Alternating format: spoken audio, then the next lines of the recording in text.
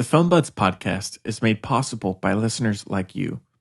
Go to thefilmbuds.com/donate to download our premium shows or donate directly via PayPal or Patreon. That's thefilmbuds.com/donate. Thank you.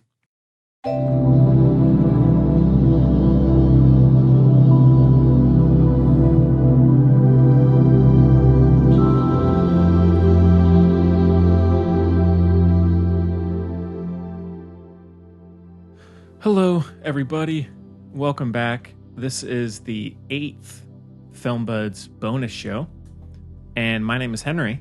And no Chloe this time around, although she will be back for episode 91, recording tomorrow on The Lion King and 10 Things I Hate About You. But joining us once again on our own kind of little spin-off podcast is my friend Jacob Bowers. Hello. So Jacob, thanks for coming back on, man. Once again, it's just we're carving out a new space here. Yeah. A new podcast. Yeah. And so this time around, we're going to be doing something a little different, I guess. We're going to be discussing box office bombs. And first off, we're going to be reviewing two kind of misunderstood commercial flops, which is Jupiter Ascending from 2015 by the Wachowskis, who did The Matrix. And then Valerian and the City of a Thousand Planets from 2017 by Luc Besson. Yeah. And then after that, we're just going to be doing kind of an open discussion on the current state of movies, maybe why some movies are flopping as bad as they have been, because a lot of the summer have been flops, I would say. And then the future of film, everything. Jacob, and we're just going to be covering it all. And we also have the future of film in general, yeah. overall. Yeah, just cinema. Well, Jacob, how are you, man? I'm good. Yeah. What made you select 10 Things I Hate About You to go along with The Lion King? So Chloe chose that one because they are both inspired and or adapted by Shakespeare. Yes. I see the connection. Yeah. And also tomorrow, she's going to be the host, the lead host, just for the fun of it. So she's going to be running the show. So make sure to tune in for that. It's about time. Yeah. Episode 91. Yeah. Well, Jacob, anything going on with you, man? Just same old, same old? Yeah. Getting ready to move. Mm-hmm. Do you know when that's going to be? To South Korea? Oh, that has, I've slowly been figuring that out and letting people know that's been pushed back. Oh. By 6 months. Oh, wow. Yeah. This guy, I feel like I explained this. Maybe once. Did I not explain this to you before? You probably did. This guy backed out on leaving. Oh, that's right. Yes. Yeah. That's too bad. Yeah. Sorry. But at least at least it's not an indefinite. It was just complicated. It was just a complicated thing to figure out. Like we're working out the details of a job from so far away. Yeah, for sure. But just my lease is ending, so I'm getting ready to move out of my apartment. Okay, cool. As well. Perfect timing. I'm gonna go move in with my sister for the next 6 months. Oh, nice. Cool. Go where life takes me. Yeah. Well, I just got an email. I ordered this Rocket Man Elton John shirt like a week and a half ago from the website, along with it's a little bundle with you get a Rocket Man shirt and the soundtrack to the film. And they said, oh yeah, we'll email you when it ships. And I clicked standard shipping. So I was like, okay, well, in a few days, I'll get the email. Guess what, Jacob? No email. So I emailed the customer service. Days go by. Finally, just got an email saying, hey, we're going to troubleshoot this for you, and we'll let you know when the problem is solved. Where is my shirt, Jacob? I spent my hard-earned money on this, So, yeah. That's how it be. Yeah. So we'll keep you updated on that one. I ordered a shirt from the United Kingdom once, 5 years ago, and it still hasn't shown up. Huh. Yep. I wouldn't keep up hope for that one, but I didn't hear anything back from customer service, even though I emailed and chatted and called many times. I couldn't get a refund. It's just could still be out there somewhere. It's the UK for you, right? Yeah, yeah, it's so far away. I've Yeah. ordered things from China, and they've arrived. It might have taken 3 months, but Mhm. they've arrived. Yeah, man. This year, it's been 5 years.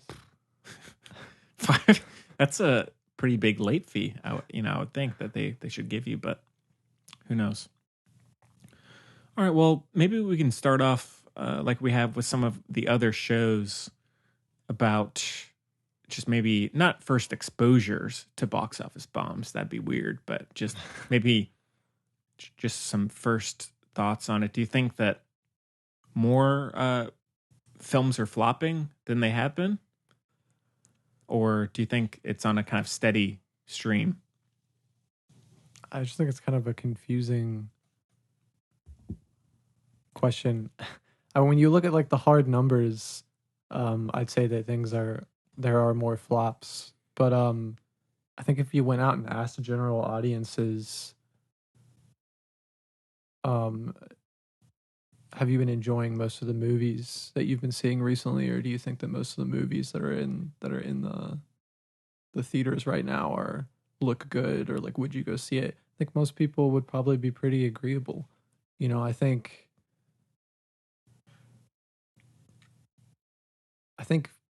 films just cost too much to make, Mm-hmm. and that's why they're flopping. Yeah. You know, because of a flop, it's budget based, right? It's not necessarily like low low scores, Right. because a movie can make tons of money and get low scores, Mm-hmm. but a flop is coming in under budget, Not and the making its money back. more they might look at these numbers and see this as a see it as audiences sort of changing There goes the how train. they go see movies, and changing their opinions on movies, and see this as a shifting viewpoint for audiences. But maybe it's not. Maybe it's just that movies are getting more and more expensive to make, uh which and then movies with original ideas aren't making as much money, so executives are getting too scared to really make those, so they're just pushing the big, well-known, built-in nostalgia Yeah. stuff. Everyone's like, oh, sequels and reboots. Everyone's complaining about that all the time. Mm-hmm. Some people care, some people Sequels, don't. man. But I guess to bring it all in, be more cohesive here. I'm started getting everywhere. And end it off. Is I think movies are getting more expensive to make, which is possibly giving the impression that we are having more flops than we used to. Mm-hmm. When I think movies could be doing better if they budgeted better. So Right. movie accountants do a better job. Yeah. Yeah. Well, I mean, even the Lion King, for example, $260 million budget. Yeah, and it's like That's a lot of money. Although it is doing very well, but still, that's a lot of money for one movie. and it's like, what'd you spend that all on? Creating the movie. They literally started from scratch. Probably CGI, I imagine. Yeah. But, I mean, well, that whole movie is CGI. Yeah. So, Yeah. So, that's that. That begs the question: was making that movie a worthwhile endeavor? It seems so. What would life be like? Like, what if all movies are just CGI in the future? No more actors. Well, that's what some reviews have been saying, is that in a way this is kind of the future of movies, is that you can completely recreate a completely believable world with this virtual reality technology. And so who knows, the Lion King could be the very beginning of it all. And CGI people are getting a lot better. Yep. If you look at the video game market, it's a big example of that. That's difficult. That's a whole nother topic. But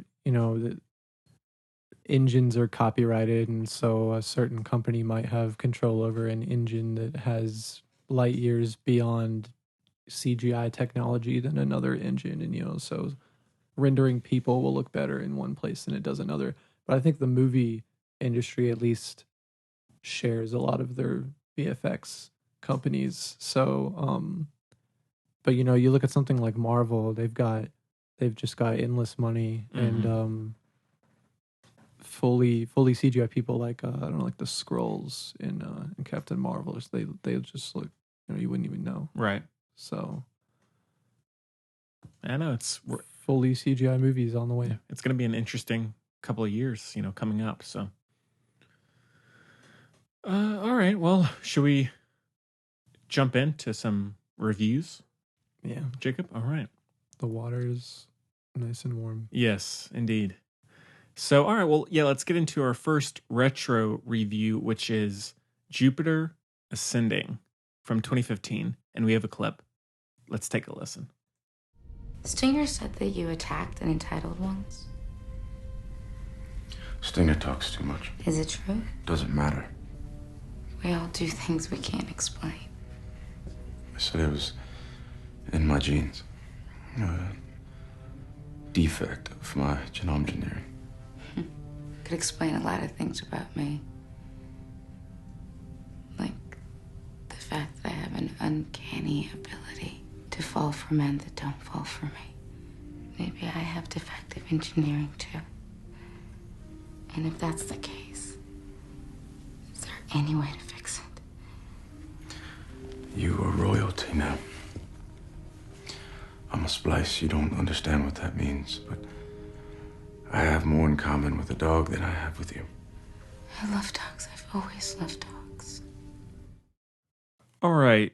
So, Jupiter Ascending, like I said, was released in 2015 and is directed by Lana Wachowski and Lily Wachowski, or just the Wachowskis, as I guess they typically go by. And it stars Channing Tatum, Mila Kunis. Your phone. It's oh no, if it's too close to the mic, it's Sorry, I'm misbehaving. no, it's no, you just can't. Yeah, just not too close to the mic. Chloe does it all the time, so it's fine. Channing Tatum, Mila Kunis, Sean Bean, Eddie Redmayne, Douglas Booth, Tumpence Middleton. That's about it, I guess. And the synopsis is a young woman discovers her destiny as an heiress of intergalactic nobility and must fight to protect the inhabitants of Earth from an ancient and destructive industry. So, yeah, this one did not do great when it came out. It grossed $184 million against a budget of somewhere in between 175 and 200 million. So, was a pretty big financial flop, and the reviews were also pretty mixed. Well, it doesn't sound that bad. Would you say you said it made 184 million against a budget of 175 between 200 million. So it yeah. Well, I've heard of worse flops than that. Oh, there's some. I mean, we'll get into them. All right.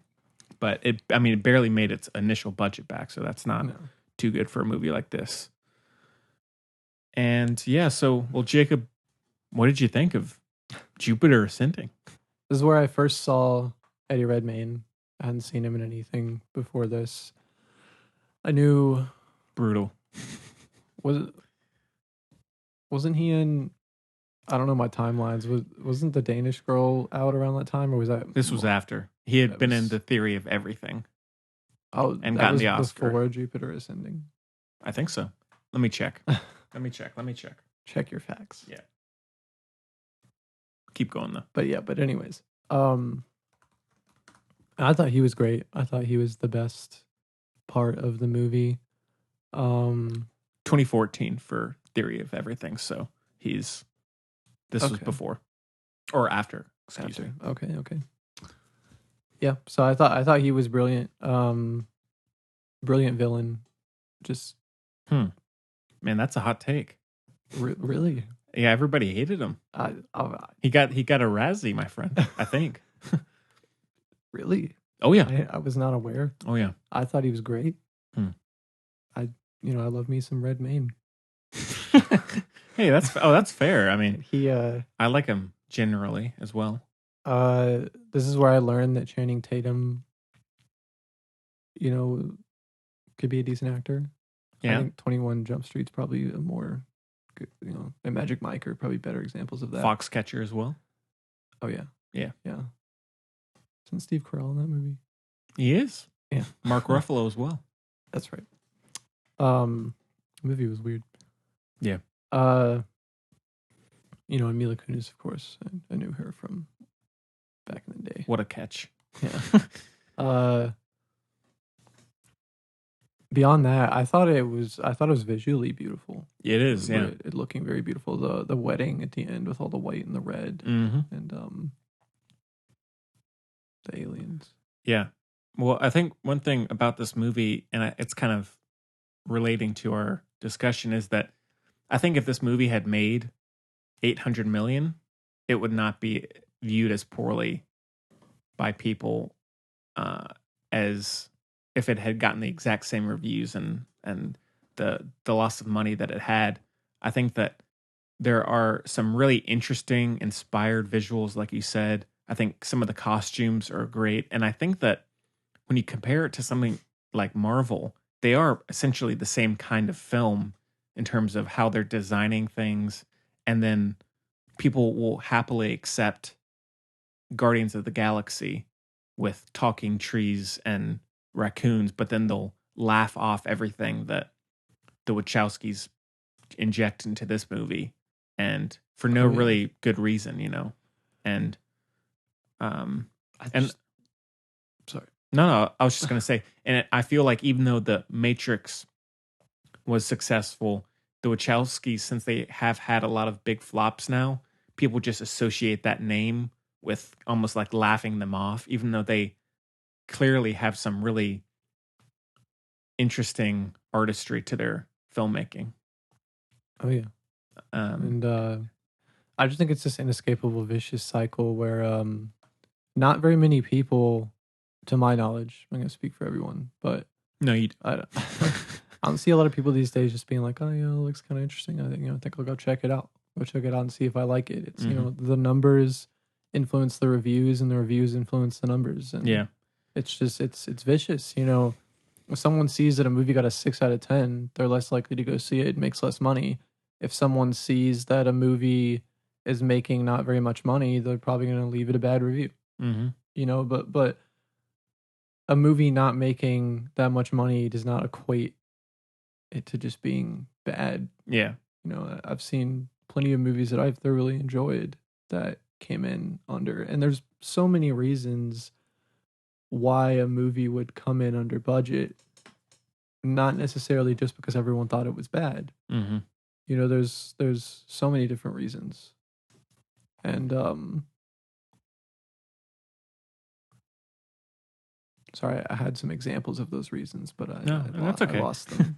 but yeah, come back to us. Come back to us. But yeah, it just, I feel like, I mean, not to go too much into what we're going to be talking about later, but it really is kind of puzzling as to why, I mean, not as to why some movies flop and why others don't, but the kind of, again, the stigma of a financial flop equating to being a bad movie, or being more deserving of being picked apart, while others just like it remain untouched by, or relatively untouched by, kind of critics and everything, just because they made more money. But I mean, with Jupiter Ascending, I think that there are nevertheless some pretty goofy stuff in it. Like, I mean, I am on the opposite of Eddie Redmayne in this. I thought he was pretty horrible. Let's just say he operatic performance with the voice and the look. Yeah, it's just that fancy. His lips are weird in this, but it's like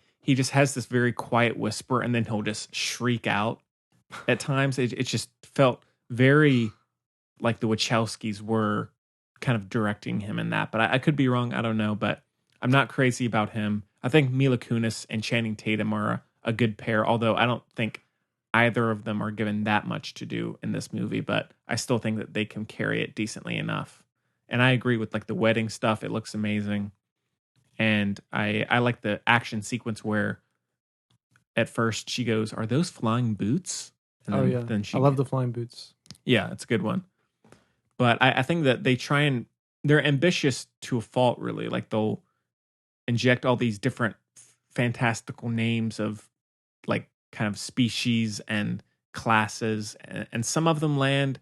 And then also, I think they're not really delivered that well by the actors, and so they come across as noticeably goofy and a little flat. Do you think they were sort of planning this to be like a series originally? I could see that for Seems sure. like they were trying to go another Matrix route. Yeah, a Is little it? bit. And I think they are also pretty decent at building a world. I think that's something they aren't really appreciated for that much. I think in this they create a pretty interesting world.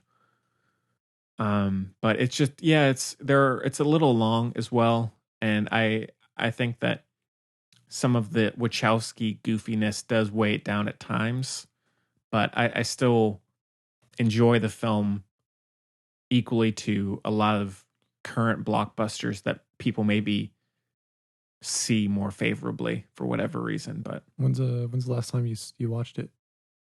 last week, Yeah. Yeah. Let's just pause the podcast right now. Let's watch it. pop it in.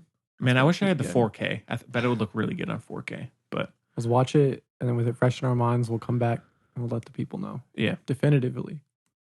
Should they go see this movie? well, they can. It's out of theaters, Jacob. Sadly, 4 years now, almost as long as your shirt weight.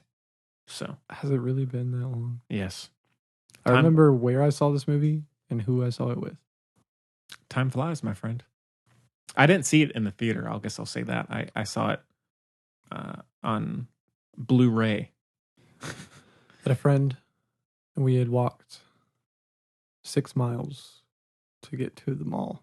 Good Lord. So we were pretty far outside of town. See, I used to walk. I think I walked a few times to the theater when I was in Greensboro, and I went on some pretty interesting journeys by myself, just kind of through downtown Greensboro. So, Yeah. This was in Asheville. Oh, well. But regardless. Yeah. We got to the mall. We hung out for a bit, and he was just like, "Yeah, I want to go see a movie," and I was like, "Yeah, why not?" Because the mall in Asheville there's like a theater like directly across. I've never lived somewhere with a mall that was cool enough to have a theater inside the mall, but and you have the mall here is like adjacent to the theater, Right. But yeah, there's a theater directly across from the mall, so we walked over there and we looked at what was on. Nothing really. No. Garbage. So we went to see Jupiter Ascending. Yeah. And the rest is history. Yeah, I had a similar experience with my sister and Kingsman, Secret Service. Mm-hmm. We didn't know what it was, didn't know what we were getting ourselves into, and then we were just like, "Holy shit!" Yeah, we were just like, she during the famous church scene. Yes, she looks over at me and she's just like, "The hell's going on?" Yeah, and I was like, "I don't know, but this movie's awesome." Yeah. Now, have you seen the trailer for the prequel coming out? No, I'm not a very good trailer watcher. They're too long these days. I like to sort of. I don't know, but if that one's super long, it's 2 minutes. Okay. I don't know. They kind of just carry on, and I'm just like, you could. Fair enough. I saw the Mulan trailer when I went to see The Lion King, and it was like that one did feel long. No, that one was short. Oh, that was the point I was gonna make. Sorry. It revealed very little. I think to get slightly away from our topic. No, for just a people second, are used to that. I think that production companies are worried that people won't go see their movie if they don't put almost everything into the trailer. I'm sure everyone's heard this argument before. I've seen tons of people with this argument like, "Oh, trailers are too long these days," but I really think they are. Plus, movies have like here's the second trailer, here's the third trailer, here's the fourth trailer, here's the seventh trailer for enough, right? Chapter 2, and you're just like, oh man, that new trailer though does look good. Oh yeah, but And then things will sort of be revealed where I'm just like, oh, I kind of wish I could have gone to see the movie and seen that in the theater and kind of would have had a different impact because I don't really like spoilers. Some people don't care. My girlfriend doesn't care. She's like, tell me everything so I can prepare emotionally for it. Right. But me, I'm just like, no, don't tell me anything. And so I kind of just stopped watching trailers because, because especially with like comedies too, they'll just front load all their jokes, and then you go see the movie and you're like, you see like one joke that you didn't see in the trailer. Right. So and I think it's just out of fear that they're not gonna like no one's gonna come see it unless we really give them everything they want. Just fill them up with all of this stuff, and then they come and they have like in some ways they're right. 1 second of movie to see. Yeah. Now, I mean, here's a question I'll lay on you. Could be. Does if a movie has a spoiler in it that you learn beforehand, will that ruin? If a spoiler can kind of ruin an experience of a movie, is it a bad movie? Like no. Okay. Well, what do you mean? Like or like if you watched The Sixth Sense knowing that Bruce Willis was a ghost, spoiler, everybody. But like, does that mean that knowing that beforehand, does that make it a lesser movie that knowing that ending? Do you think that ruins an experience? I think in that case, since it's such a big twist, knowing that would ruin my ability to enjoy the movie, but it doesn't mean that The Sixth Sense is a bad movie. But it was like as recently I was spoiled on the entire plot to Guardians of the Galaxy 3 because there was a leaked script apparently. And I've also had some pretty interesting. I tend to get spoiled a lot, but I had a kind of an interesting, not really a spoiler, where before I went to see Endgame, I saw this article that Game Informer had put out, and they were like basing it on the progression of the story that Marvel's trying to tell, and they're like, could Captain America wield Thor's hammer in this movie? And I was like, maybe. And then it happened, and I was like, is that really a spoiler? I don't know. 'Cause it had me thinking about it. Apparently Marvel had, or the Russos had wanted Thanos to decapitate Captain America in the original, which would have been awesome. I would have watched that for sure. I mean, the ending in Endgame is better. I don't know if the kids would have. That's all right. So, but anyways, so getting back to Jupiter Ascending, I think it is like Valerian. It is a space opera, kind of has the cheesy romance and some of the very over the top styles to it, which I mean, for the most part, I like and I appreciate, and I wish there were more original films like this, big budget sci-fi films. But original again, space operas. Yeah, exactly. But again, we're kind of like with Valerian most recently, we're losing that pretty quickly because people are just like, for example, I was talking to people about, I can't remember which movie, maybe earlier in the year, that didn't do that well.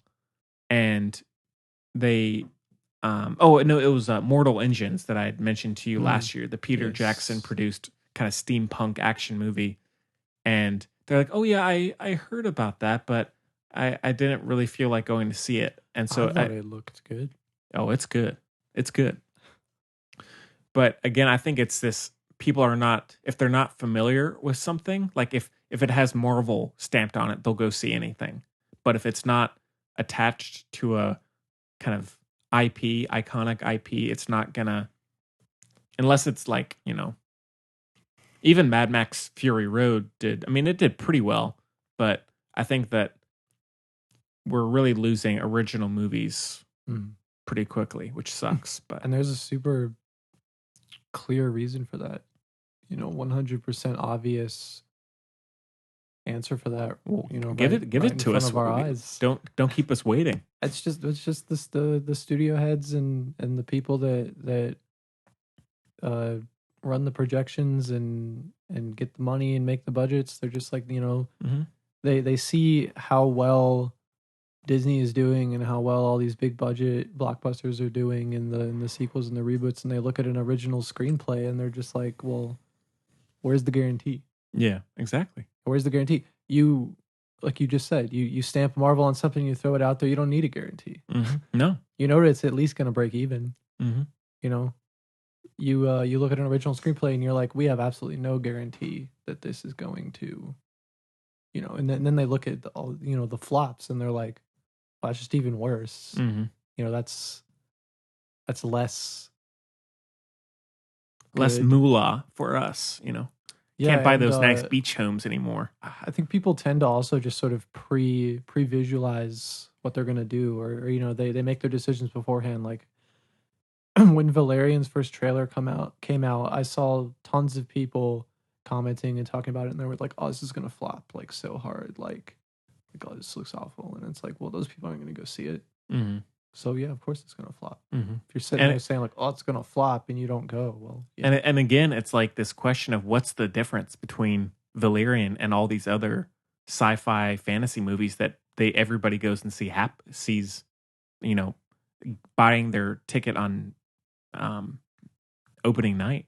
It doesn't make a lot of sense really, because they are pretty much the same kind of film in many ways. So. It's like Star Wars and the Valerian City of 1,000 Planets. Yep. And we'd be like, let's go see it. Yeah. Except maybe not. I don't know. When I saw that trailer, I was like, I'm there. And I did see it, I think, opening Valerian? night. So, yeah. I did not see Valerian in the theaters. But we're not to Valerian yet. But no. I'll save that. Yeah, save that for a little later. So, but yeah, Jupiter Ascending. I mean, are you a fan of the Wachowskis in general? Are you a Speed Racer fan? Speed Racer? Yeah. I never saw that movie. That's another one of their big flops for sure. I did not know that they did that. Yes. Well, yeah, I am. The Matrix, of course, was great. Mm-hmm. It was good.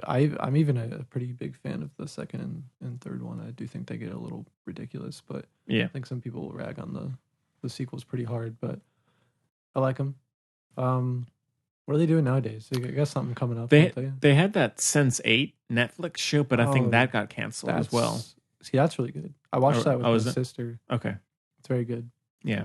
So again, it's like people are afraid to watch their movies now because some of their films have flopped financially, and they're like, no, it's got to be terrible. But no, I mean, clearly there are some fans out there. I just think that as a creative person, if you're a director or a writer, if you have a real hot streak and then you sort of have a couple downers, it's hard to come back from that. Because the masses will start just be like, yeah, this he's losing it. Yeah, he's losing his edge. What about Tim Burton? Why would we support this guy anymore? Tim Burton? Yeah, I wasn't really under the impression that he was on the downturn. Oh yeah, I mean, I knew Dumbo was. Dumbo. That's another Disney live action I have not seen. I mean, that was kind of not a huge flop, but not nearly as successful as a lot of the other live action Disney. And then also Miss Peregrine's Home didn't do great. He should do some more animated movies. His animated stuff's I'd love that. Yeah, up there. So he's kind of just drinking his own special sauce right now. A little bit, man.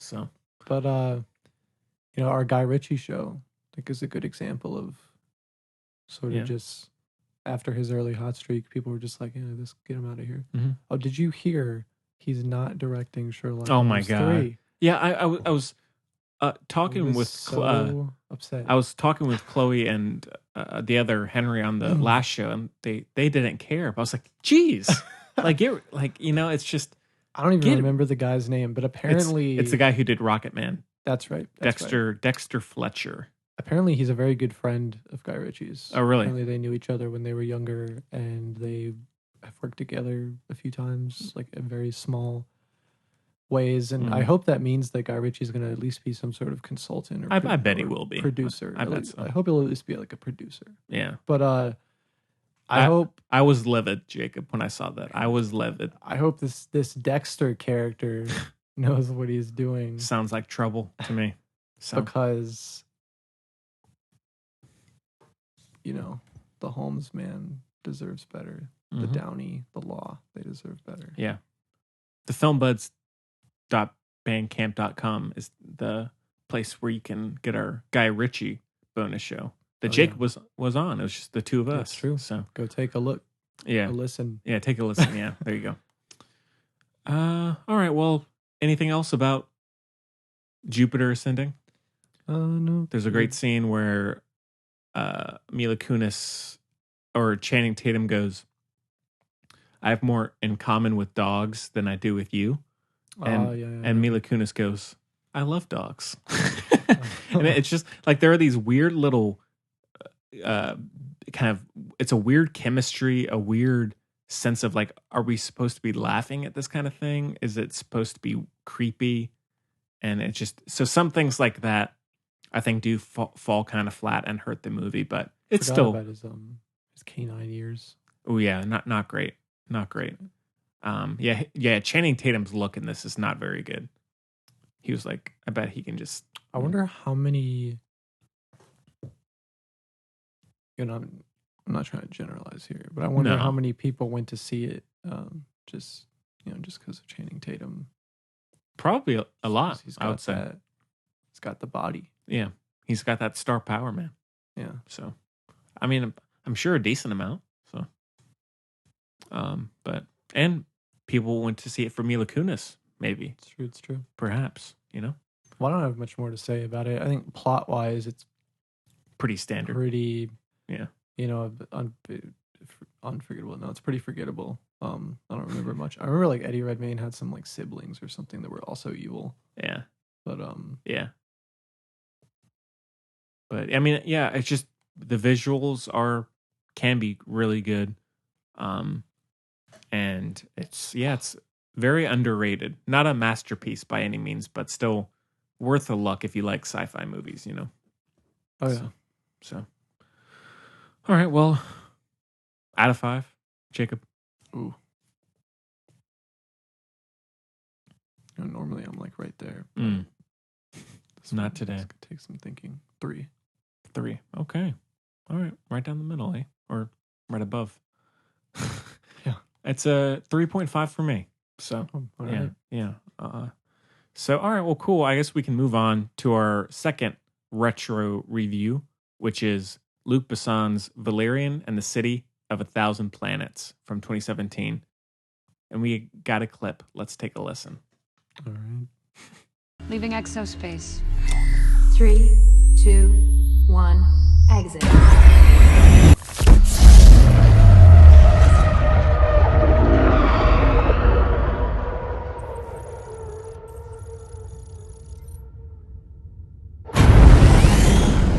Whoa, easy. We're late. Yeah, well, better late than dead. You want to drive? Whoa, put your hand back on the joystick. Thorleen, put your hands back on the joystick.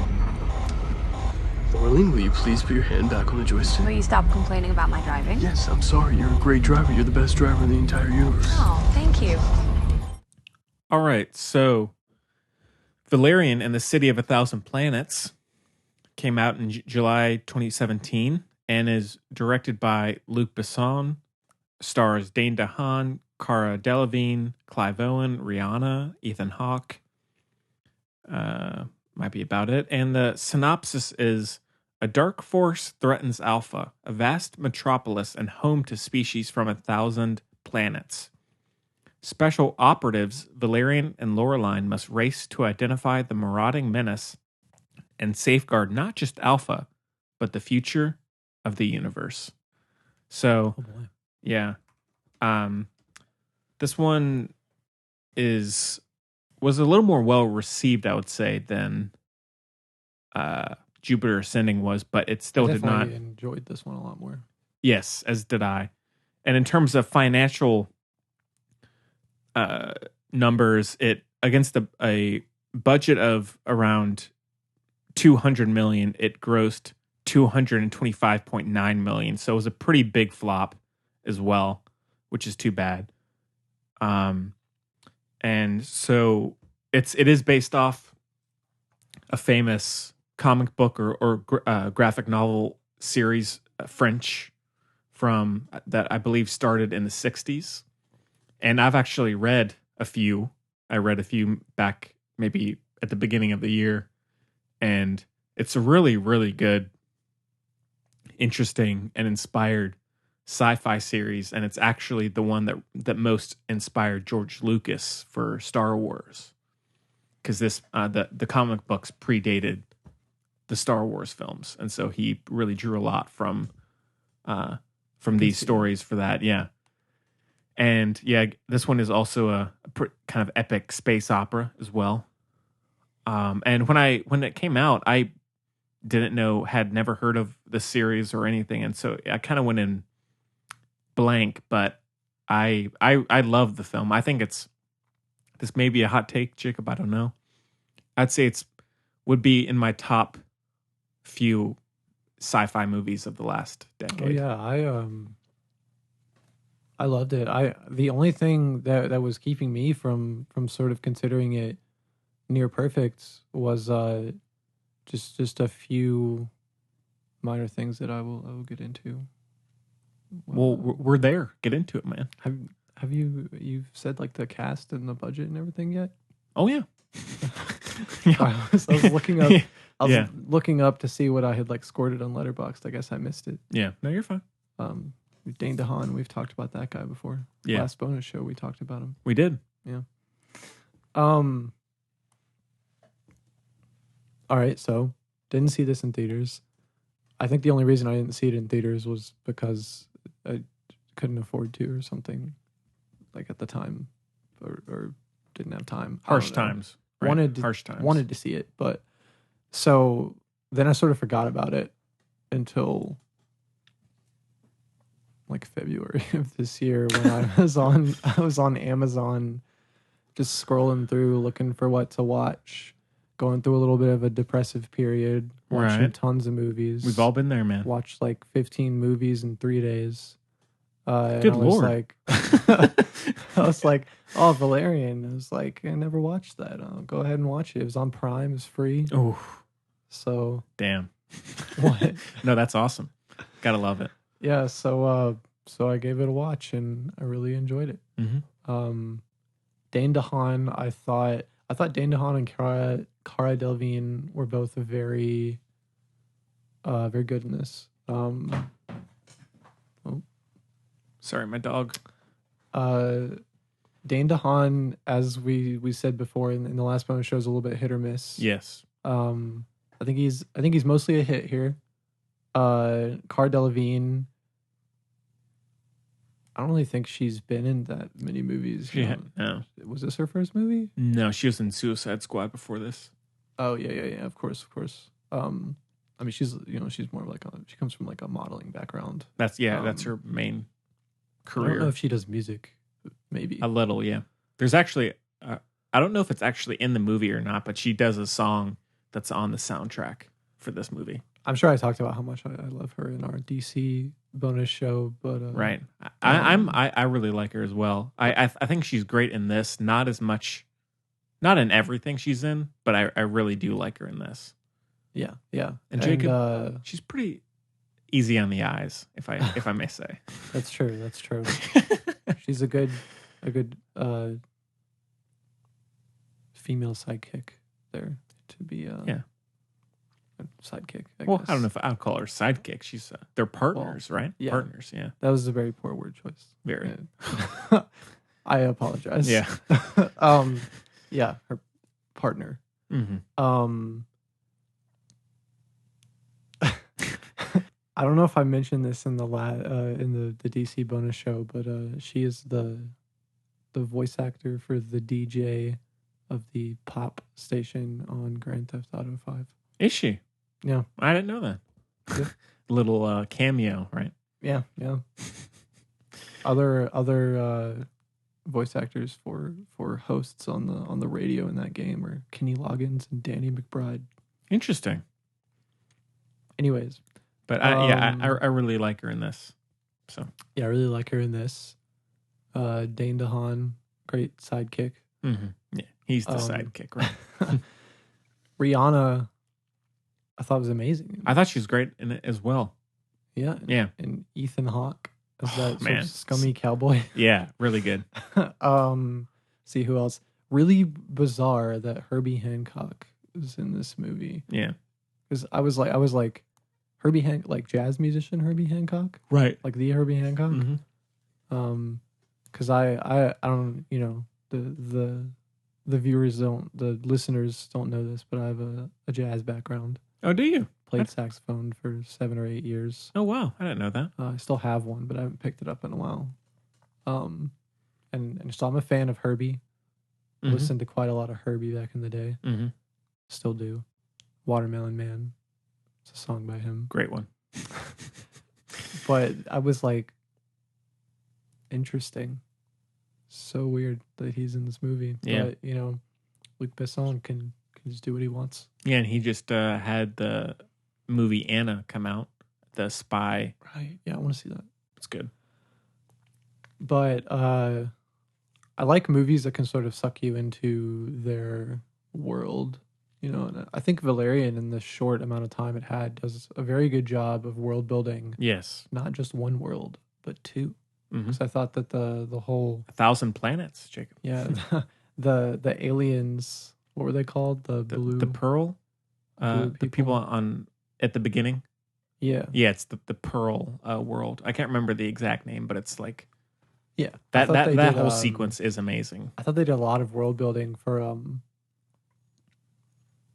that world, the aliens world, and then world building for the world that we mostly take place in, and the space station was amazing when they're going through like, oh, this part of the space station is for like banking and stuff, and all the robots, and then this one's underwater and all these like electrical jellyfish, and this is where the humans are. And the opening sequence to the movie, amazing, set to David Bowie's Space Oddity.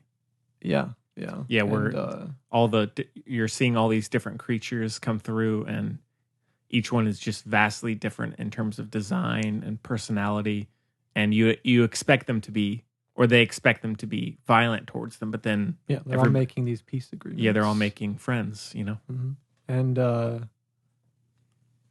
just so I was really invested in the world, just really sucked right in, and and it's a lot of fun. I had a lot of fun watching it. And, I think more movies need to do that with their world. You can't just, if you're going to have a world that's not our world in like our time period now, because a lot of movies are just set, in the where we are now. If you're going to have something that's not that, you really need to do some work. It is not a lot of work being done. No, man. I mean, even like, we did our John Wick bonus show. Freaking love those movies. And a lot of world building is done, but it's not like the entire movies are not sort of focused on just that. Right. And, that's okay for those movies. But, just great. I was like, I wish I was there. Yeah, Seems man. like a fun place for to sure. be. And, those 3 little aliens that had all the information. Oh yeah. Those weird little things. Those were great.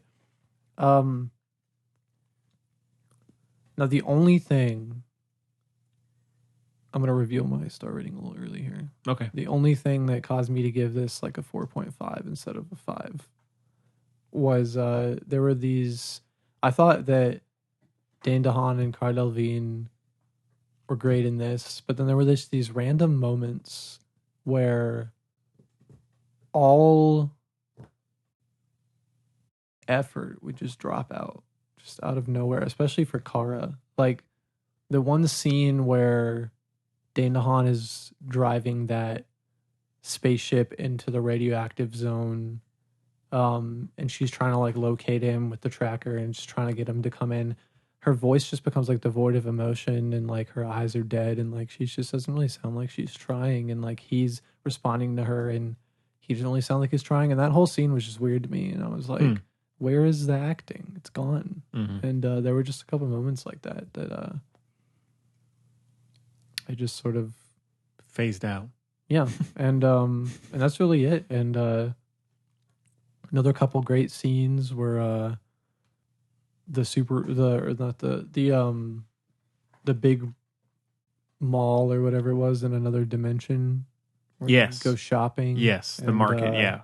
Yeah, the market. Amazing. And Where he's crashing through the different floors, mhm. and there's like a different, completely new kind of design of everything and all these new creatures and everything. It's amazing. And the way that worked was just so interesting with we see him just running around the desert, but then he's like invisible Right. and he's got the Yeah, you're fine. he's got the gun thing. And, Yeah. That's one thing with this movie is there are so many interesting new sci-fi ideas sprinkled throughout this Yeah, movie, but they're not at the same time, not to overtake Jacob here. No, it's fine. They're not over explained, whereas other movies similar to it will take like 20 minutes to explain this new piece of technology or why they're doing this. But in this, like there's the one with the almost like the jellyfish over the head, where they can see into things. Yeah. Stuff like that is amazing. And it's not, you don't need to know the backstory of it. You can just kind of get little hints of it. But yeah, I love the kind of virtual, it is almost like a virtual reality kind of thing where when they're in the market as well. So that's one thing I really appreciate this movie for that many others like it do not have. Just all the ideas are really lame. So yeah, and that sort of dinner feast scene where they're bringing all that food to the king of that gross alien race. Yeah, and she's got the giant hat, but it's actually like a plate. Mm-hmm. It's gonna eat her head. Yeah, and the scene with Rihanna dancing where she's changing all the outfits is incredible. It's great as well. And yeah, it's just, I would say, and I'll go ahead and reveal my star rating, Jacob, if that's okay. The reason that this is this is a light 5 out of 5, not a heavy light 5 out of 5, is that I feel like the final 20 minutes or so kind of drag because it essentially just becomes a pretty typical sci-fi shootout kind of action resolution, and it's just not that interesting to watch, whereas everything before it is so new and fresh, but then they spend this very long amount of time just with very kind of lame, or not lame, but pretty generic shootouts and action sequences. But one other thing I do love is where he's running through, I guess it's after the scene that you were talking about with Cara Delevingne kind of phasing out, but the scene where he's running through all the different worlds, it's like I guess it's on I don't know what you'd call it, like a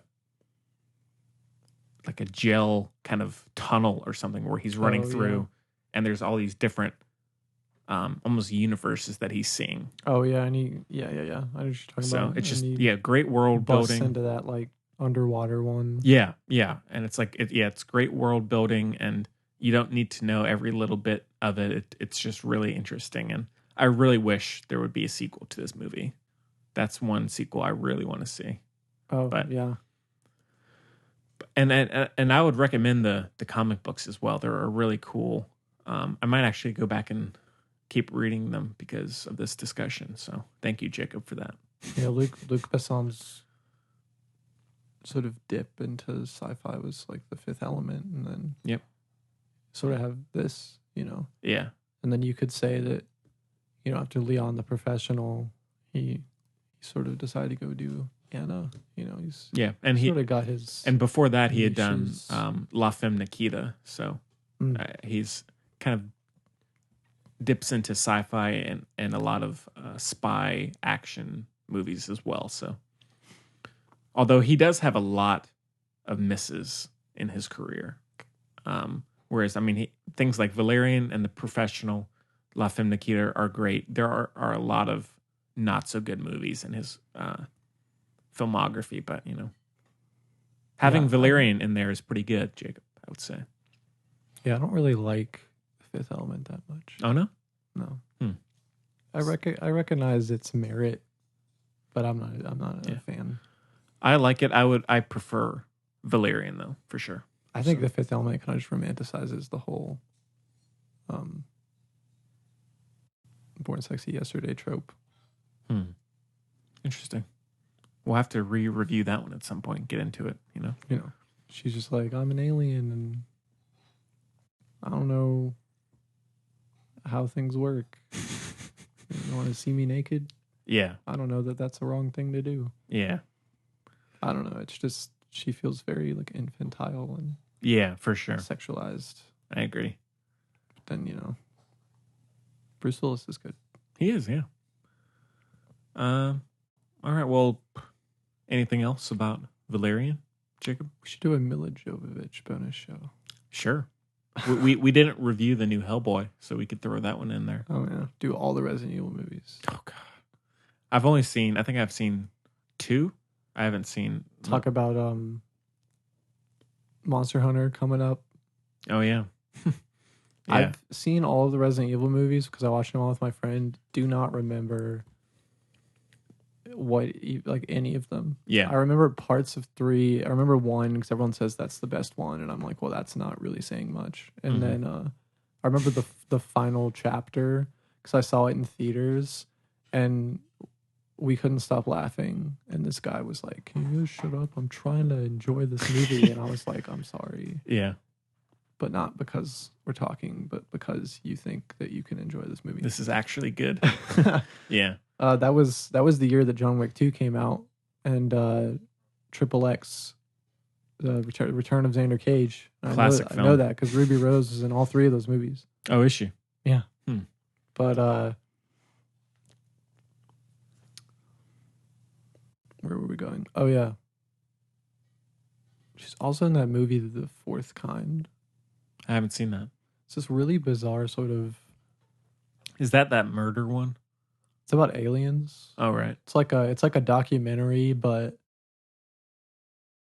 like a fictional documentary.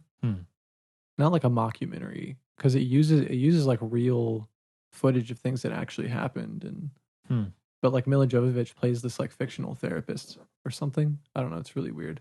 They use live footage of this thing that happened where this guy thought that his family had been abducted and replaced by aliens that looked like them. So he like killed his whole family and like shot himself. And there was like police footage of it happening like through the window, like from a distance, so you can't really tell what's happening. But that's in the movie. And that actually happened. Wow. It was really weird. A happy film. You know what's funny? Her husband, the director of all the Resident Evil movies and the upcoming Paul W.S. Anderson. Monster Hunter movie. Yeah. Everyone's like, oh, that's that guy that did Boogie Nights, right? Oh, God. No. He also did Pompeii. Had no idea that the guy that did Boogie Nights also did Resident Evil. Crazy, man. Crazy. Such a difference in quality. Yeah.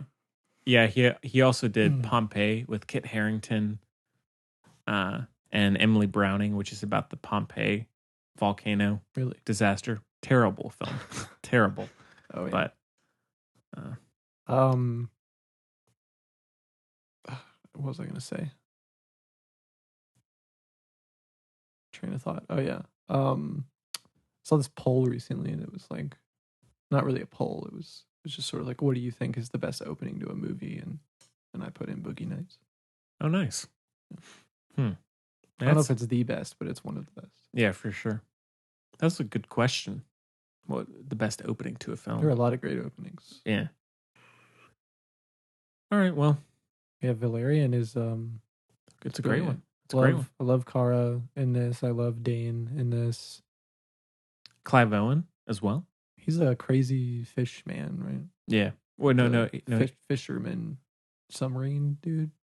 Well, he's like a military guy. Oh, yeah. Okay. Well, who plays the? They go in like a submarine to go get the eel, or not the eel, the jellyfish. And he's like really weird. That's a good question. I don't know offhand, but yeah, they're both great. I apologize again for that sidekick comment. That's okay. just kind of don't know what I was saying. They'll forgive you. Hey man, I don't want in like 15 years when fame has found me to be Yes. like, hey, remember back in 2019 Mm-hmm. when Jacob said this? The listeners are going to take this little audio clip out of context and they're just going to, Gonna James Gunn me. Yeah. But hey, guess what? You'll still get to direct Guardians 3. He did a lot worse than me though, so it's okay. Yeah. The plot to Guardians 3 sounds good, by the way. Oh, yeah? Well, don't spoil it, I'm about to say everything right now. Well, I know I'm more excited for Suicide Squad. And then you say you'll cut it out, but then you won't. No. And everyone will get spoiled. Yeah. We'll have to wait and see. Yeah, Suicide Squad will be good, I think. I Yeah. think we've talked before about how he sort of makes weird characters like good, Mm-hmm. For sure. It's like I know like King Shark is going to be in it, and King Shark is not the most well known of Batman's villains, and Right. so just kind of like a weird dude. Like he could put freaking like Quilt Man in there and probably make it good. Condiment Man, that's another Batman villain. Oh, wow. Calendar Man. All great names. You could put all of them in there. Yeah. Calendar Man, he's cooler than he sounds. Is he? He commits mass murders on specific holidays, and he has like a calendar tattooed on his face. Quilt Man just like strangles people with a quilt or something. I don't know. That seems very illogical. Wears like a quilt, flies around with it. I don't know. Huh. No, Condiment Man. He killed people with like ketchup or He's got something? like ketchup and mustard, but they have like acid in them. So Okay, that's pretty cool. All right, that's cool. he's a great guy. Yeah. Real class act. Just put Man Bat in it. Yeah. I hope that I don't know. We don't have a lot of plot details yet, but I hope that Riddler's in this one, because he's in the original Suicide Squad storyline. He's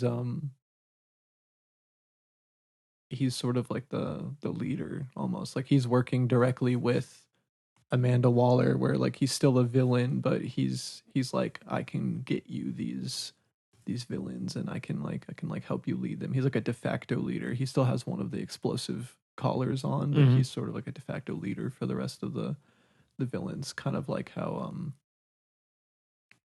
I don't know, they didn't really have a leader in the last one, but Yeah.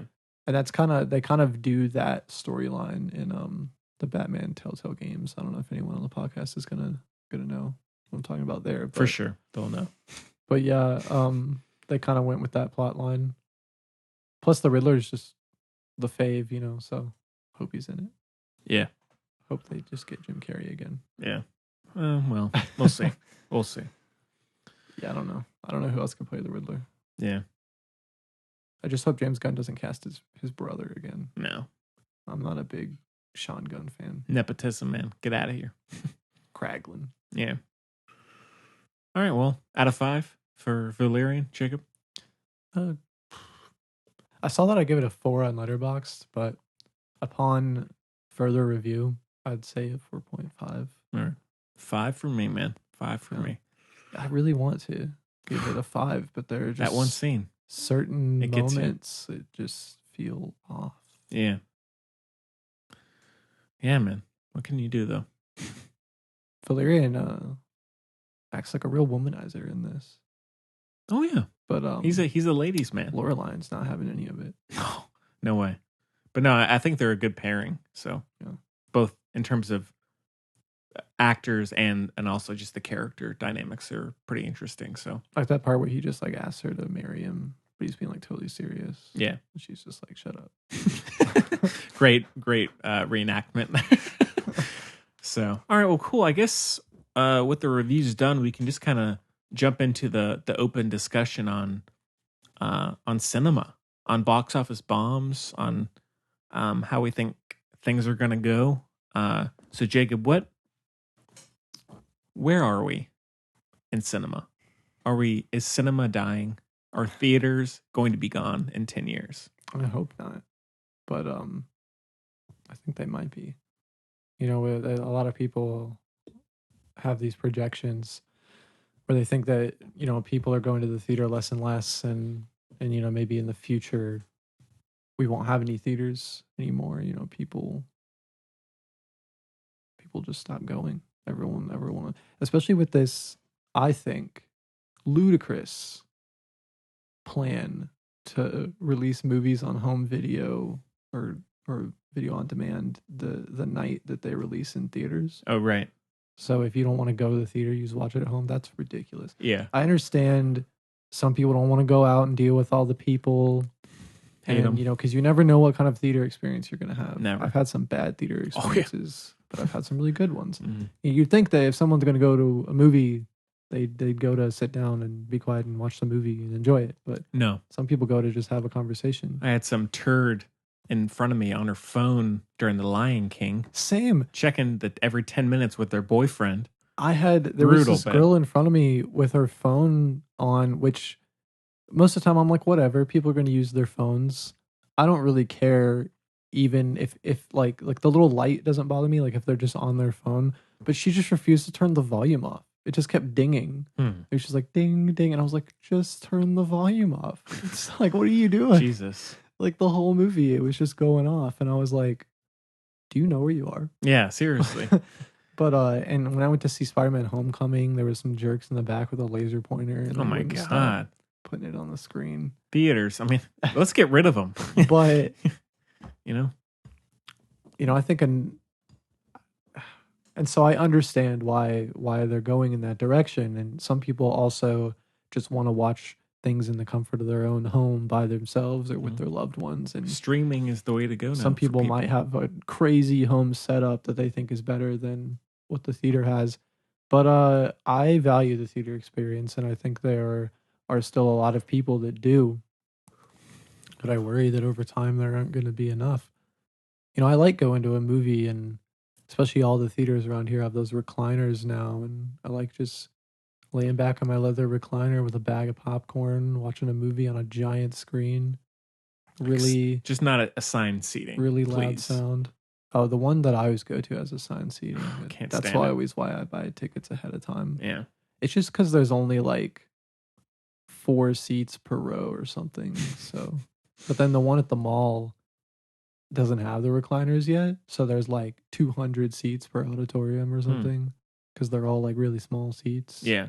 Oh, also, someone kept kicking my seat during The Lion King too. Brutal, So I man. had I don't get it. The phone going off, the kicking. Manners are out the window. Maybe that's why People- I couldn't enjoy it that much. Every man for themselves these days. And you got babies crying, and I'm like, just Enough. don't bring the baby to the movie. No. Don't bring your baby to see Deadpool. Yeah. Oh, please, God. Yeah. Don't bring your baby to see John Wick The 3. Lion King. Well, yeah. I mean, Lion King is more understandable. Not Deadpool, but I get it, but I would say don't even bring your baby to see like the Emoji Movie or something. Like if your child's not old enough to really understand what's going on or know where they are and what they're seeing and form memories of it, like just stay home. well, that may be the issue because then they'll start releasing things at home and less and Well- less people go to the theater. So maybe we should have those kids go to the no matter I what, mean, just so that way parent we can keep theaters around. definitely didn't want to go see the Emoji Movie. Sacrifices must be made, Well, my solution is to become very wealthy, build my own house, and just build a movie theater right there in my house, with theater seating, projector, speaker system, popcorn. Just right side. I never have to go out and see a movie again. If they do this thing where they're releasing it on VOD on the same night, then I just pull it up on my own theater at home. Mhm. It'd be just like going to the movies, but I'll be all by myself. Well, I mean, because I guess an issue is even though something like Avengers Endgame, which is very close to becoming the biggest movie of all time financially.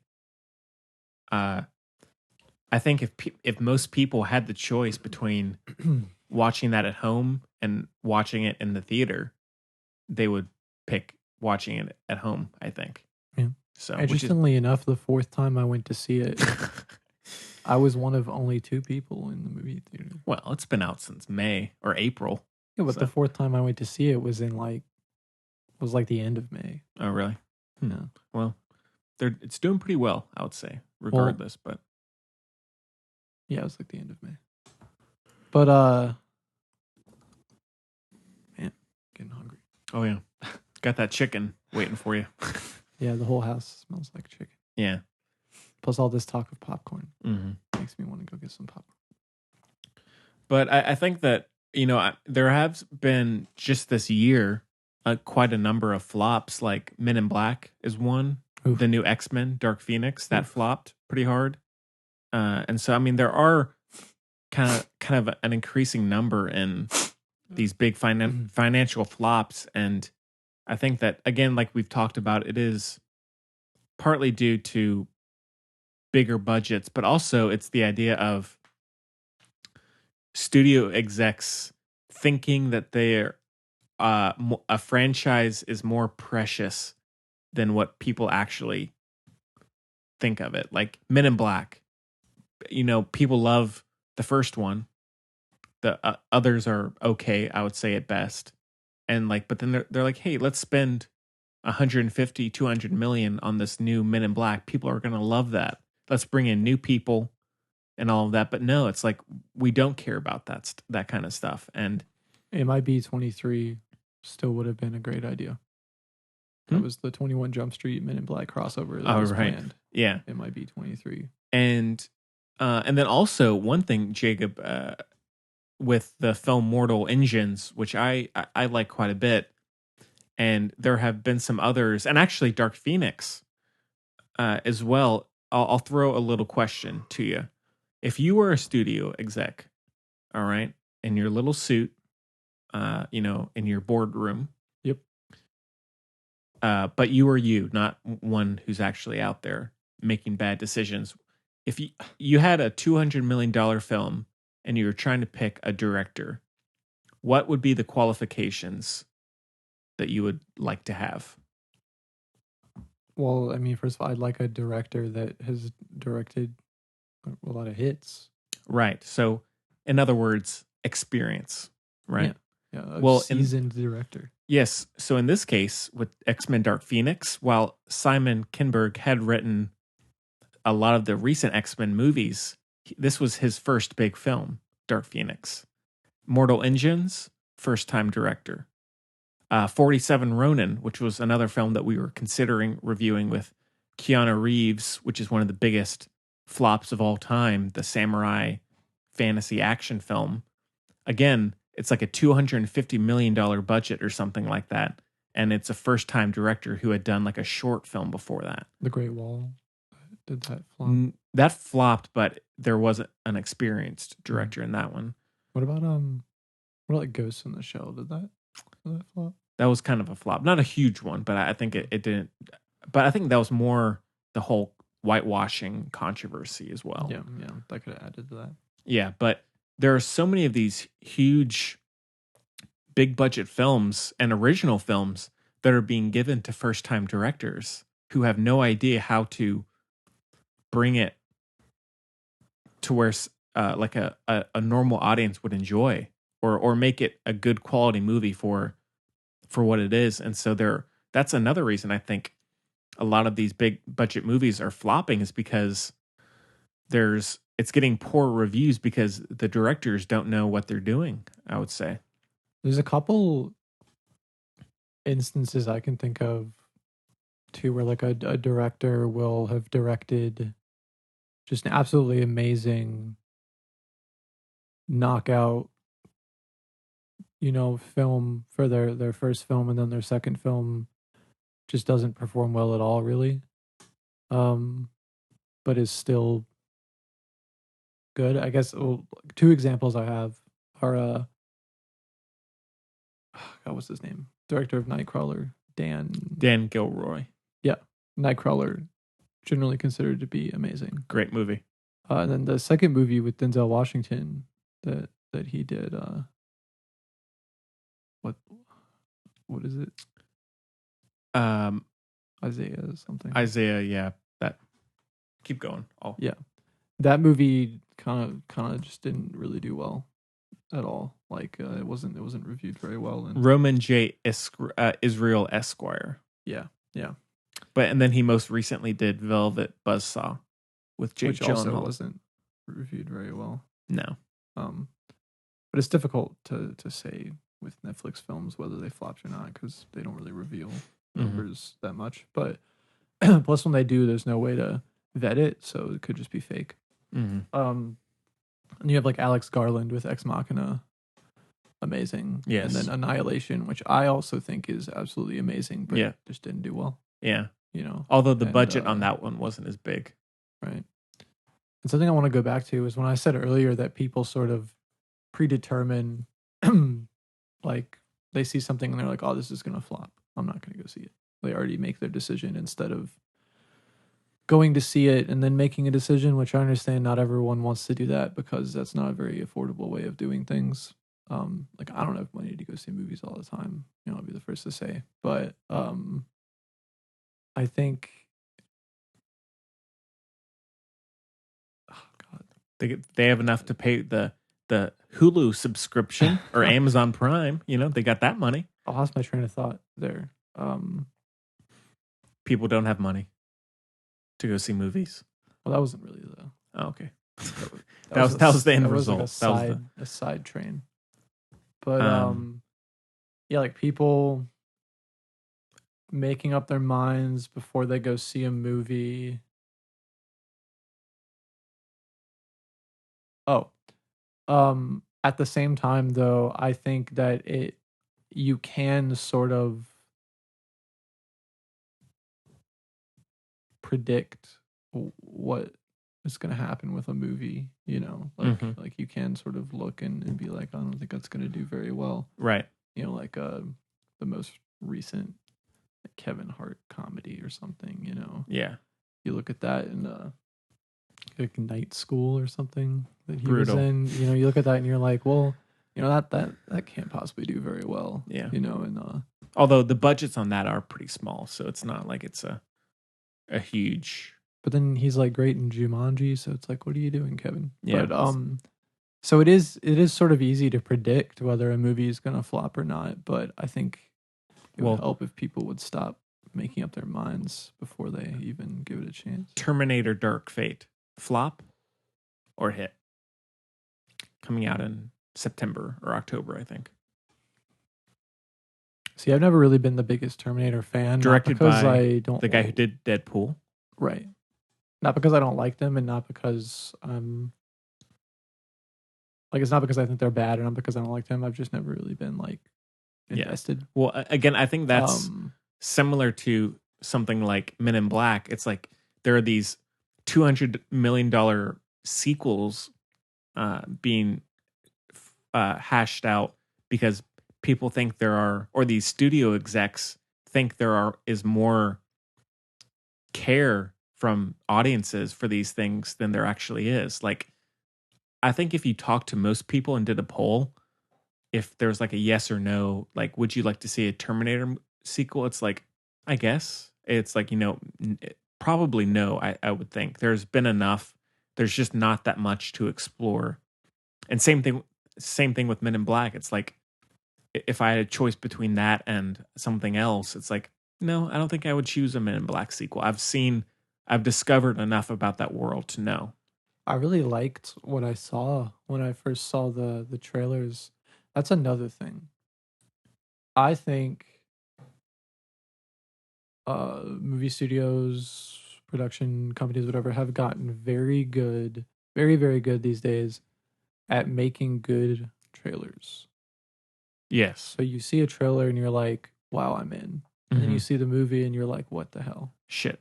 You know, so it's probably intentional, you know, but we've gotten very good at making good trailers. Yeah.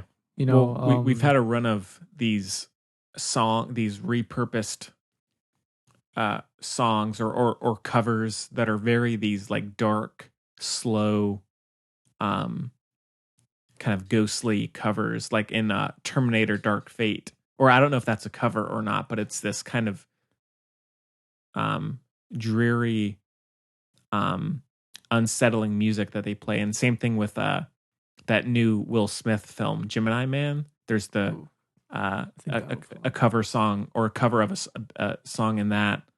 And then same thing with X-Men Dark Phoenix as well. That trailer had that. And so there's this trend. I mean, and I think it works. I like it. Sorry, my dog.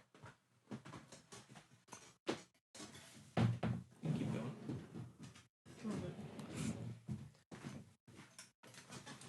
Sorry about that, everybody. Duty calls, you know. But yeah, which and so I agree. I think there are some. I love seeing a good trailer. You know, I'm like just gets me going. Sometimes I'm like, I just want to watch the trailer 8 times, then go see the movie. You know, after I've seen the movie, and I'm like, well, that wasn't really what I was expecting. Like I saw the trailer for Knives Out recently. Oh yeah, and I think that looks great. Mm-hmm. And also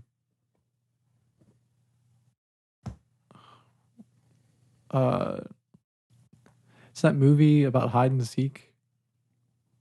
You know what I'm talking about? Like where the woman gets married and it's like his rich family plays this game right every time. Yeah. One of them marries, they have to like hunt her down and kill her. But if she survives, then yeah, you know, it's called like Watch Out or yeah. Like And have you seen the trailer for this new Blumhouse movie called The Hunt? It's like this kind of cat and mouse hunting humans for sport.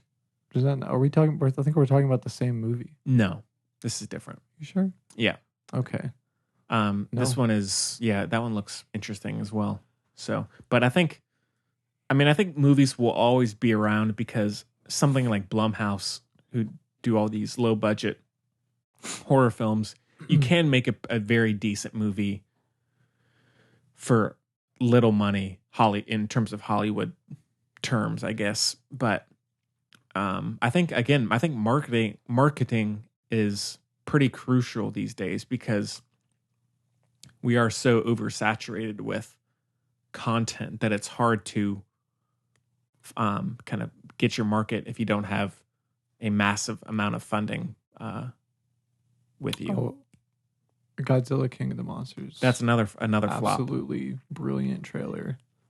But and that flopped as well. Not I didn't think terribly, but I loved the movie. I'm just a big Godzilla fan, but I think all that was really great in it was the monsters, their design, Totally. the fighting between them, you know, the effects, but then sort of like the grounded human plotline. It had the same problem that Godzilla had, where they focus on this sort of human plotline that just isn't very good. Yeah. And they sort of waste Millie Bobby Brown and Kyle Chandler and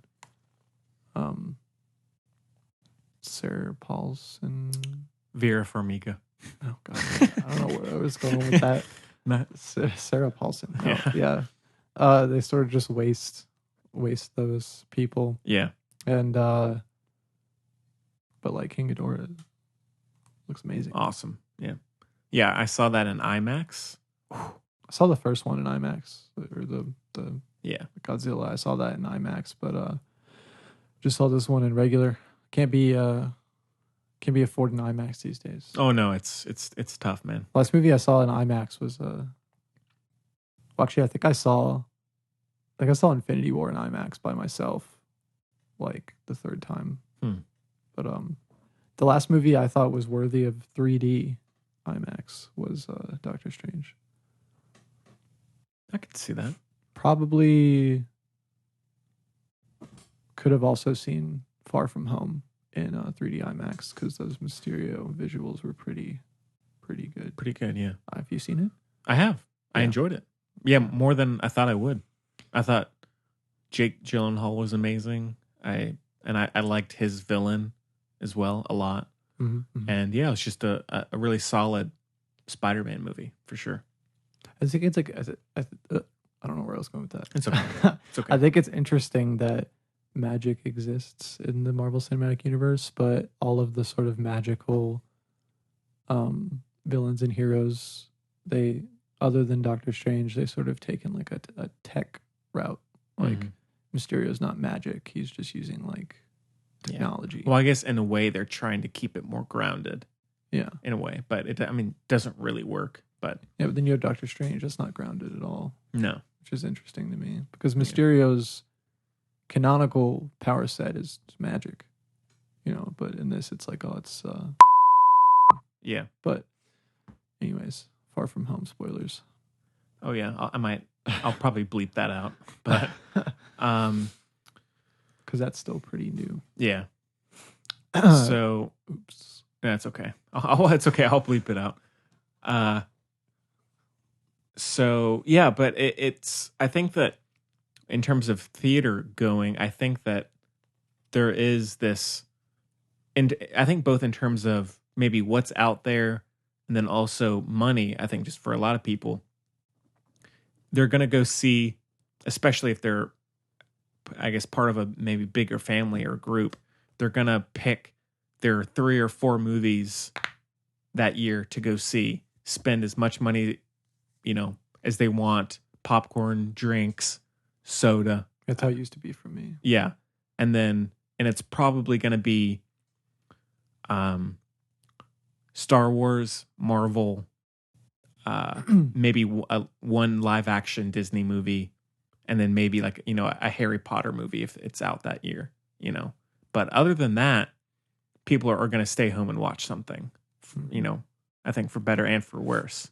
I think it's interesting that, the movie industry and the movie theater experience and all that, so it's really only for like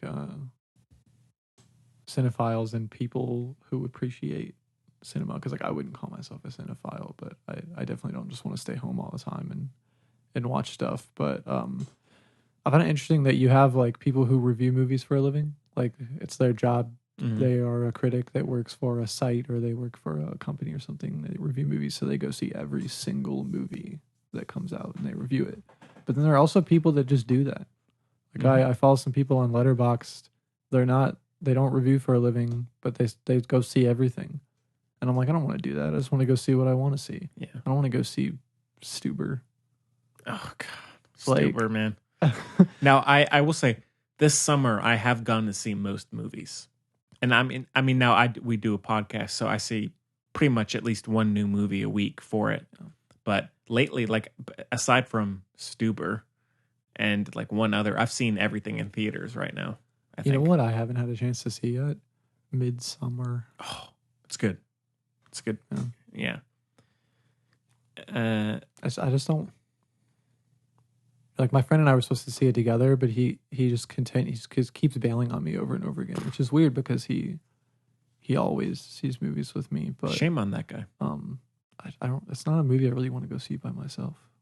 It's pretty intense. So yeah, like after I saw Hereditary, I was like, I wouldn't have wanted to see that by myself. Yeah, Yeah. But I think that it's so again. I think that people, if it's not. And again, Disney is taking over everything. So like pretty much the movies that people are going to see are Disney properties in one way or the other. Yeah, I saw this article about that was sort of running it down, and they were like the highest earning movie of 2018 was this.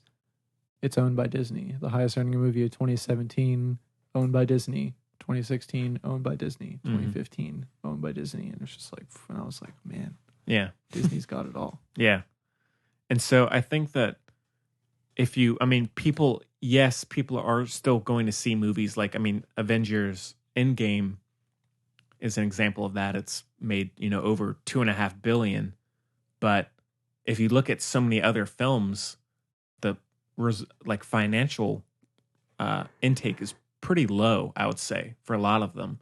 And so pretty much Marvel and Disney films keeping it afloat. Yeah.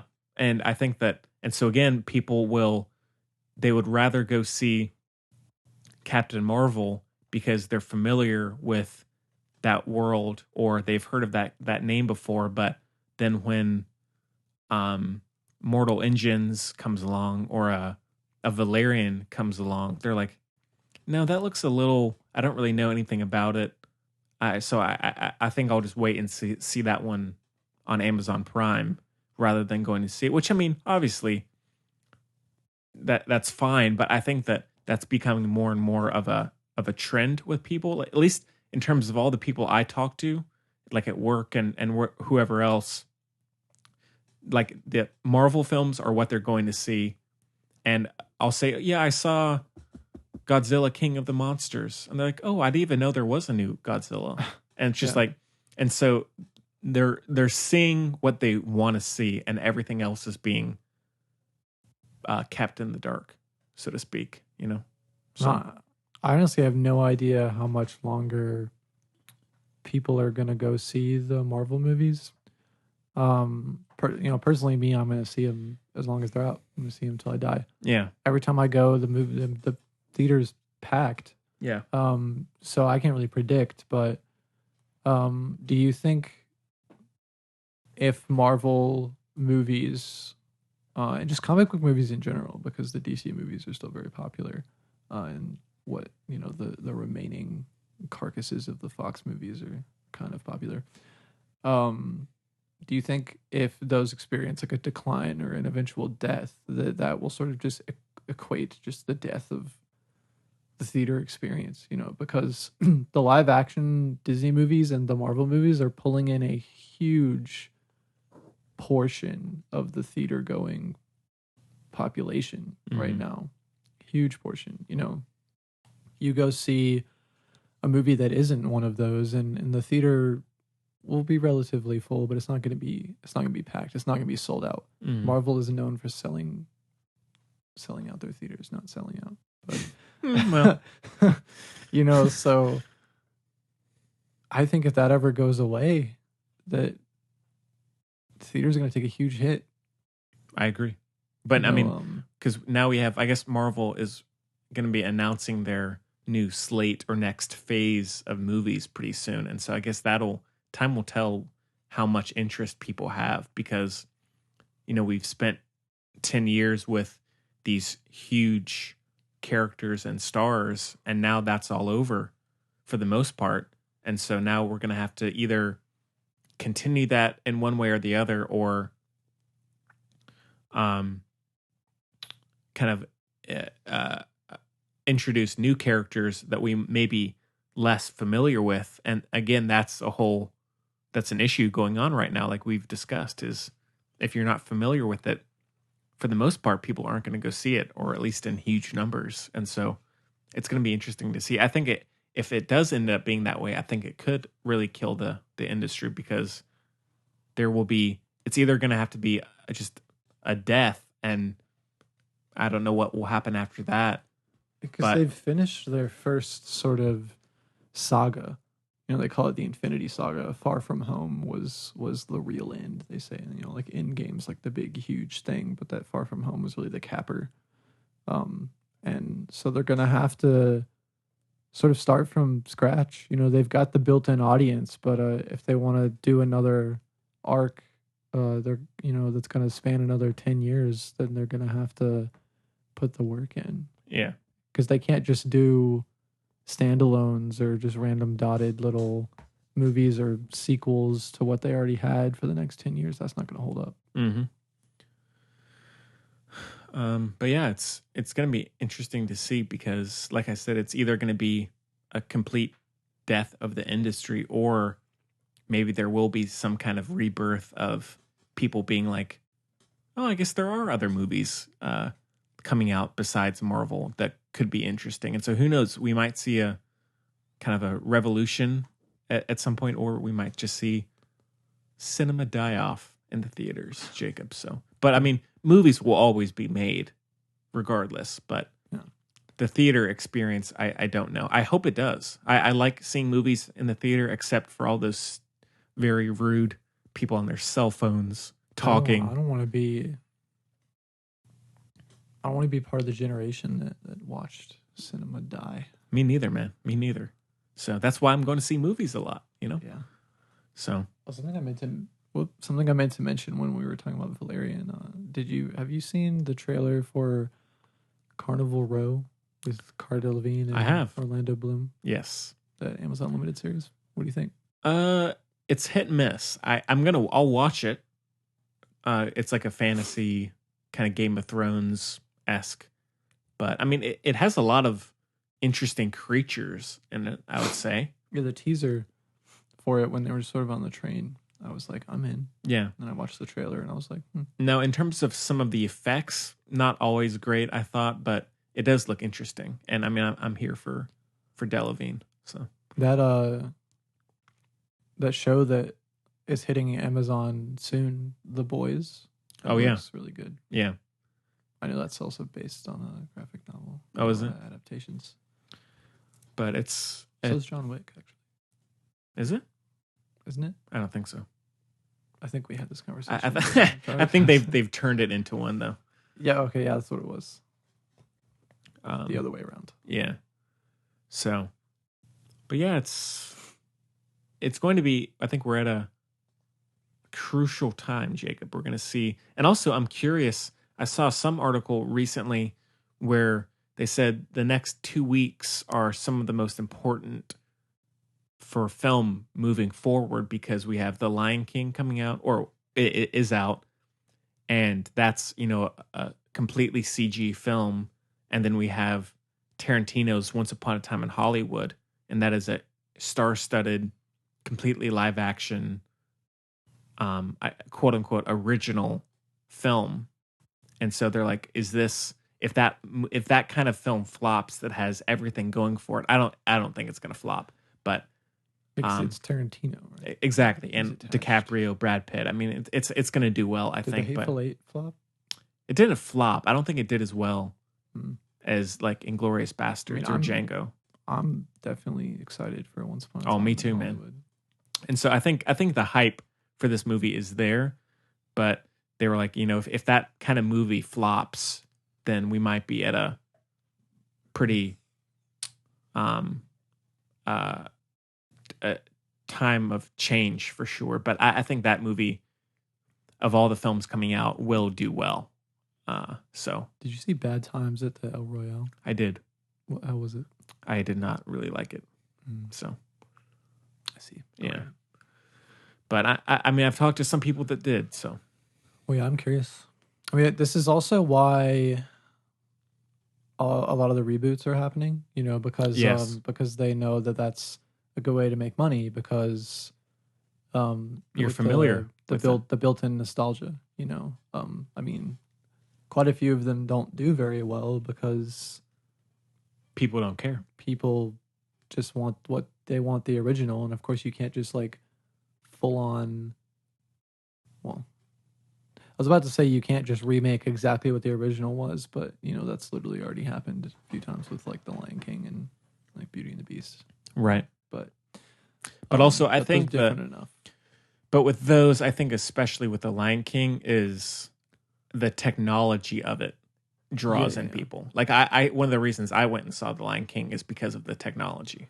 So And then a lot of the times these reboots actually turn into like it's like, oh, it's actually like a sequel. yeah. I saw the new Chunky movie. Chucky Chunky, movie. chunky. The new Yeah. Chucky movie, and that was a full reboot. Oh, is it okay? People like it or they don't like it. I've had friends say that they like it because it is like a completely different thing, and they're like, it's good for what it is, But then people are like, oh, it's nothing like the old ones, and then it's like, well, it's is it supposed That's to the be? point in a way. Is it supposed to be? But reboots and sequels and Disney live action movies and Marvel movies. It's too much. So A lot of people talk about like superhero fatigue or whatever because of all the comic book movies. right. Do I well, don't you feel don't you don't feel it, man. I don't feel it. Although I have talked to a lot of people who do feel that, so I know that feeling is out there. I'm kind of Get over yourselves. yeah. I mean, I'm in the middle. I mean, I'll see them for the most part If 10 years from now I go to see a Marvel movie opening night and I'm the only person there, I'll be happy. yeah. So Well, I guess one thing I will mention about, sorry to keep on bringing up Mortal Engines, but at least adjusted for You're a inflation. Mortal Engines fan. Yeah. At least I checked and I mentioned this to you. Adjusted for inflation, it is the biggest financial flop of all time. I could be wrong, but apparently it lost $175 million at the box I guess office. that's like, Its budget was almost 200. I guess that's because like or that's like I don't know what I'm trying to say, because I've heard of like some movies, maybe it was like on like the indie market or on like a completely different market from like big blockbuster Hollywood stuff, but there was like some movie with Al Pacino or something that only made like $1.75. Oh yeah. You know, because like only like one person bought a ticket or like two people bought tickets, Mhm. and I was like, well, that feels like that has to be the biggest financial flop. Yeah, of all time. maybe so. But I think, you know, like you said, adjusted for inflation, you know, if your movie costs $2,000 to make and someone buys a ticket for $5 and that's all the money you make, I'd say that's quite different from 200 something million dollars and only making like 100 Yeah. million or something, Yeah. losing out on like 50% of your budget. Yeah. Because like where does that money go? You know, you spend $200 million to make a movie, you only make $100 million. That other $100 million's gone.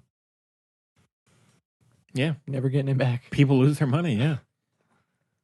So, Big investments. and then and there are still a few original films that are making a lot of money, like, but again, I think that's a big name draw, like Christopher Nolan. Like Dunkirk was a hit for sure, but Christopher Nolan has a huge draw because of Dark Knight trilogy and Inception, and He's got his new movie coming out. And Tenet. I heard that Hans Zimmer rejected it because he couldn't say no to Dune. Yes. Yeah. So I'm here for Dune, man. Now, do you think Dune will be a hit?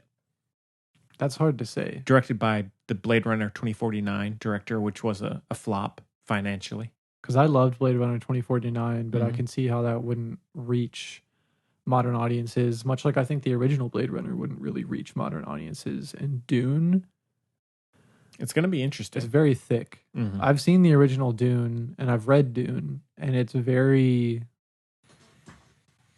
like modern audiences. I don't think they're going to, like, I'm not saying I'm above them because I enjoy it or understand it, but I don't really think they're going to enjoy it. You know? I think it'll probably flop. You heard it here But first. we'll have to see. Yeah. Um. I think it's going to be amazing, though. So, Oh yeah, it's gonna look great. yeah. Is Roger Deakins on it? I don't think so. I could be wrong, but He finally won an Oscar for Blade Runner, right? he did. Yeah, So, all right. well Well, deserved. yeah. All right. Well, anything else, Jacob? Nope. Cool. All right. Well, I guess we can just kind of end off. If you haven't heard some of the other recent bonus shows before, we like to end off these with our top 5 highs and lows, and so we're just kind of picking the our top 5 and bottom 5 moments or aspects of the films we've discussed. And so in this case, usually there are more than 2, but we're just going to be tackling Jupiter Ascending and Valerian. So, Jacob, why don't you kick us off here with your 5 highs? My highs in no particular order. Cara Delevingne in Valerian. Just really love her performance and just the fact that she's acting now. You know, I think she's doing a good job. Dane DeHaan's performance in Valerian, because like I said, he's hit or miss, and it's nice to see him being the hit rather than a miss. Eddie Redmayne, Jupiter Ascending, the gravity boots from Jupiter Ascending, and the world in Valerian. Just really the world building, the universe that it sort of presents to you and sucks you into, and takes you along for the ride. Really Yeah. enjoy that. Yeah. A lot of Valerian stuff. Just love that movie. Yeah. Hey, me too, man. Me too. So, well, how about you? Starting with 5 and working my way down. So 5 highs would be the world building in Jupiter Ascending and in Valerian, especially in Valerian, just so fleshed out and so interesting and inspired. 4, the Rihanna dance sequence in Valerian, amazing, visually, music wise as well. 3, like you, Cara Delevingne in Valerian, just a really interesting, fun performance, and I really like her in it as well as the character of Laureline in just a sci-fi context. Then the sci-fi ideas, mostly in Valerian, some in Jupiter Ascending, but more so in Valerian. Yeah, that's something I wanted to mention as well. Yeah, just like technologies and stuff. Yeah, like we said, just kind of sprinkled throughout, very interesting to think about, and they don't over explain themselves. They just let the world be as it is. And then 1, the originality of Valerian and the non-franchise oriented style of it. It's just its own thing. And while it is based off a comic book series, it just feels very standalone and just telling one story, and I love that. So, all right, well, lows, Jacob. It's time for lows. Lows. That one scene from Valerian that I feel that the acting sort of just drops out of the movie. Mm-hmm.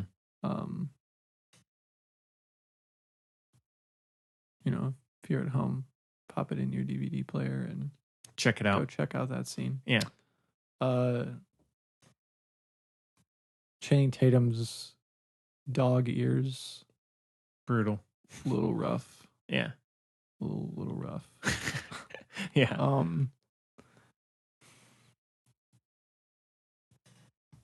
These are always so much more difficult. Because, talking about love in the movie. Yeah, man. Eddie Redmayne? I like him. Yeah, I know. The fact that Jupiter Ascending was kind of just like forgettable, I feel like as opposed to Valerian, it had a big opportunity to build a really interesting sci-fi world, and it sort of just didn't. Yeah.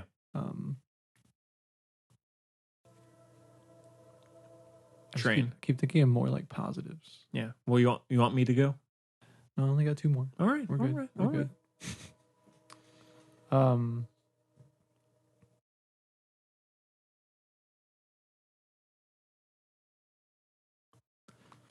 The fact that Valerian could not just be a longer movie. It's just more to do in that world. Yeah. Or a sequel, or perhaps just a couple more hours. Okay, 3.5 hours long. Yeah.